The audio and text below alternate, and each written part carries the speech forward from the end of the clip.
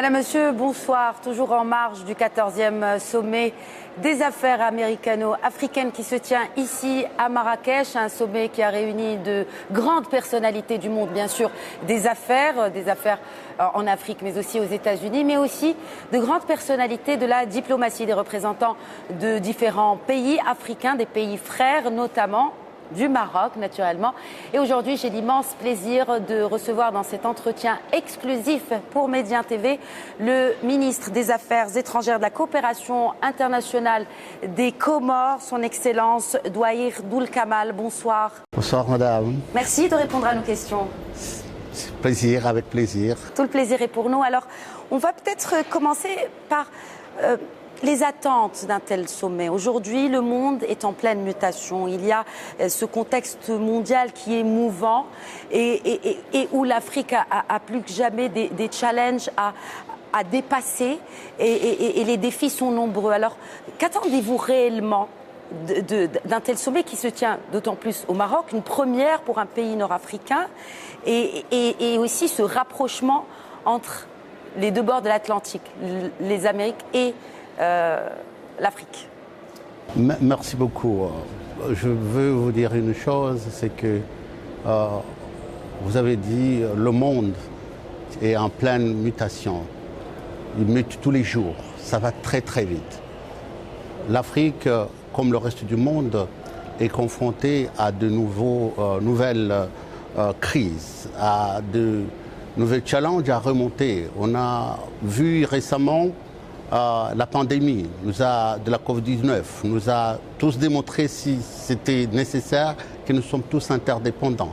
La guerre d'Ukraine est venue aussi montrer qu'on ne peut pas se satisfaire qu'un seul point du globe détient 80% ou 60% de ce que le reste du monde a besoin pour vivre, pour survivre tous les jours. Et nous, au niveau de l'Afrique, on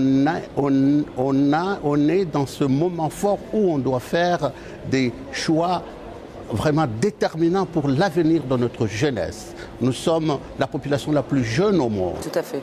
Et il est inconcevable aujourd'hui que ce continent qui dispose de 60% des terres arables disponibles au monde aujourd'hui, donc qui peut être le grenier sur le plan de l'alimentation, de l'agriculture au monde, soit en crise aujourd'hui et est dépendant de l'Ukraine, de l'URSS et du reste du monde. Alors que nous on peut être un des greniers, en tout cas importants, et assurer jusqu'à même 50% de la production agricole au monde, nous autosuffire sur le plan alimentaire. Surtout.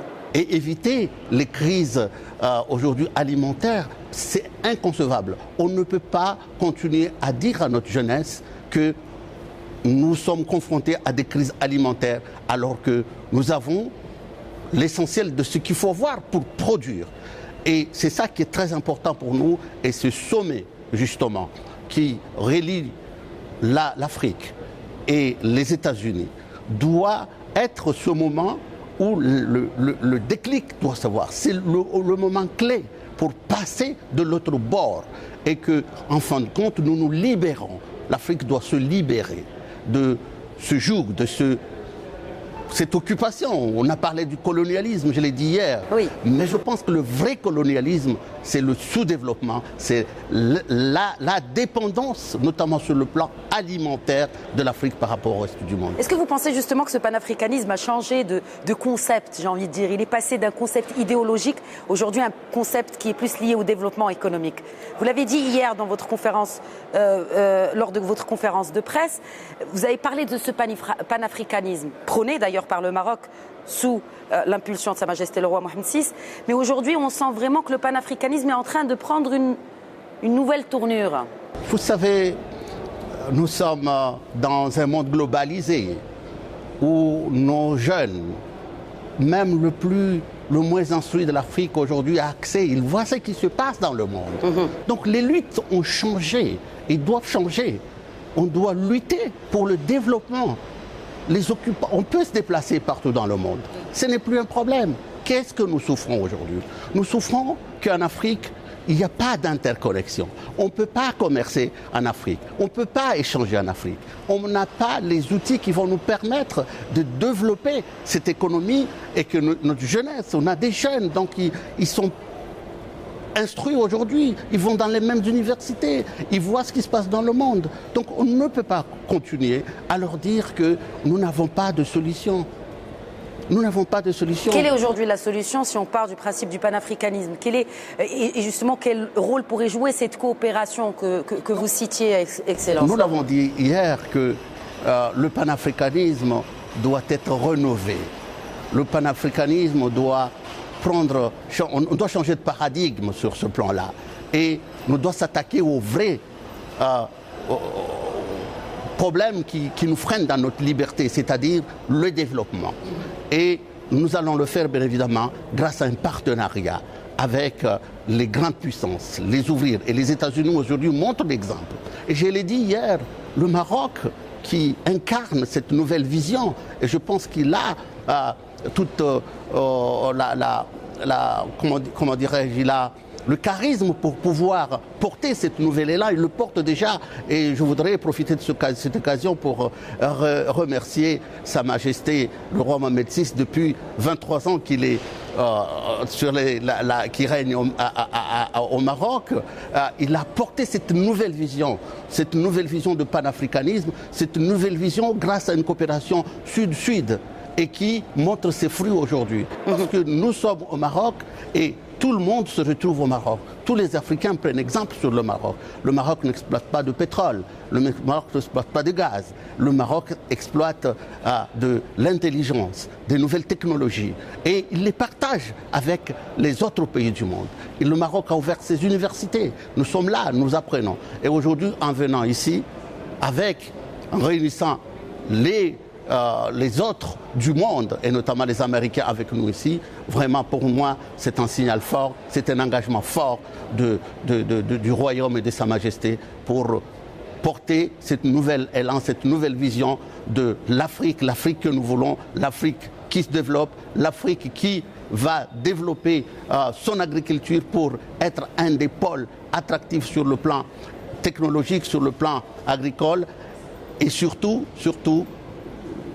arriver à lutter contre la famine en utilisant les ressources qu'il a, les terrains que nous disposons, les terrains agricoles en Afrique.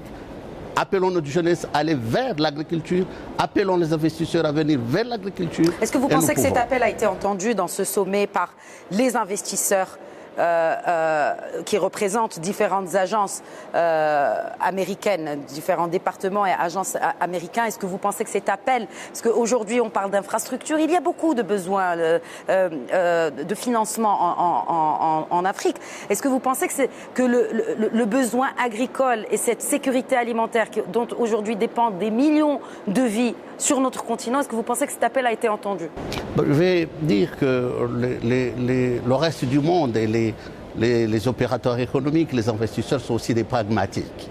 Et ils ont vu ce qu'a coûté aujourd'hui le fait que le monde dépend de l'Ukraine et de l'URSS pour se nourrir, notamment par rapport au blé, par rapport aux engrais. Absolument. Ils ont vu ce que ça coûte.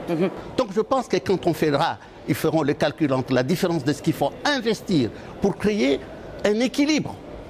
Parce qu'aujourd'hui, ce que le monde a besoin, c'est un équilibre au niveau de la production mondiale.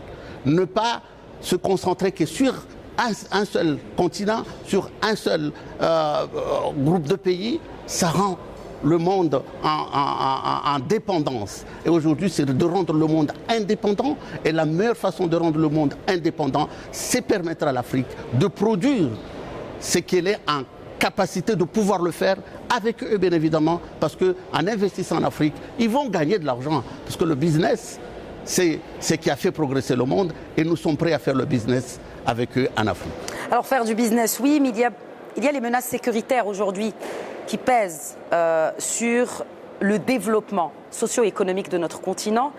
Il y a aussi certaines zones où justement ce sont des terreaux fertiles du terrorisme. Et cela a été démontré aujourd'hui, et cela a été cité par notre chef de la diplomatie lors de la réunion qui s'est tenue ici même à Marrakech il y a plusieurs semaines de cela, et qui a réuni tous les acteurs de lutte contre Daesh. 40% du terrorisme mondial est perpétré malheureusement sur le sol africain.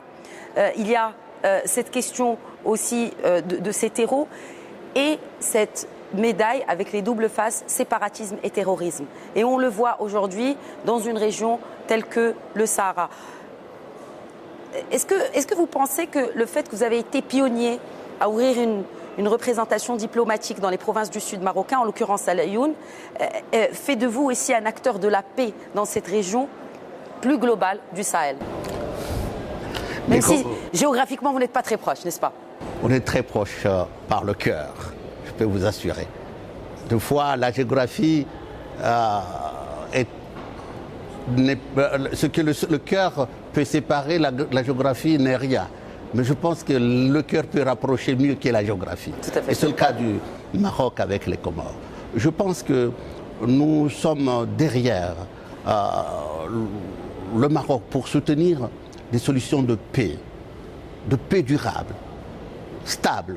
Parce que nous pensons que si le Maroc n'est pas stable, si la région n'est pas stable, c'est le reste du monde qui n'est pas stable.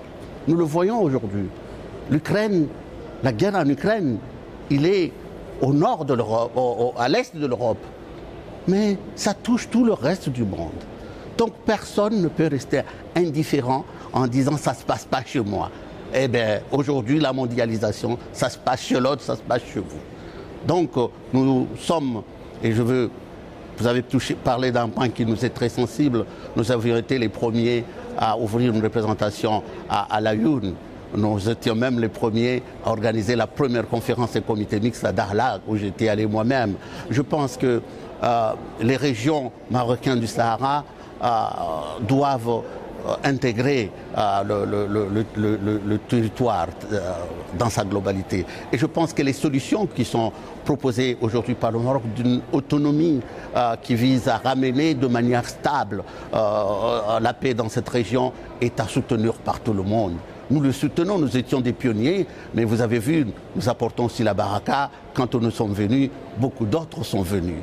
Et des grandes puissances l'ont montré aujourd'hui, les États-Unis, l'Espagne. Et nous espérons qu'il y ait bien d'autres viendront, parce que c'est la solution juste. C'est la solution qui va apporter l'harmonie. C'est la solution qui va apporter la stabilité dans le monde. Et là où, quand on peut faire, nous sommes des bons musulmans, quand on peut apporter son brin d'olivier pour la paix, il ne faut pas hésiter à le faire. Et nous allons le faire et nous continuerons à le faire, parce que le Maroc, vous l'avez dit tout à l'heure, c'est une longue histoire que ni vous ni moi nous l'avons choisi. C'est Dieu qui l'a choisi. Je l'avais dit un jour ici dans ce pays que j'aime tellement. Et nous sommes là rien que pour la pérenniser, la perpétuer. Et je pense que nous y sommes. Et le reste du monde, l'histoire, en tout cas, nous sera reconnaissant, je l'espère. Inch'Allah. Inch'Allah. Merci beaucoup, Excellence, Monsieur le Ministre Douaïr Doul Kamal. Merci d'avoir répondu à nos questions. Merci pour cette spontanéité et votre amour pour le Maroc. C'est un amour naturel et je pense que c'est réciproque. Clairement. Inch'Allah. Merci beaucoup. Merci à vous. Merci à vous de nous avoir suivis. Voilà, c'était un entretien exclusif en marge du 14e sommet des affaires américano-africaines ici à Marrakech. Très bonne suite des programmes sur notre antenne.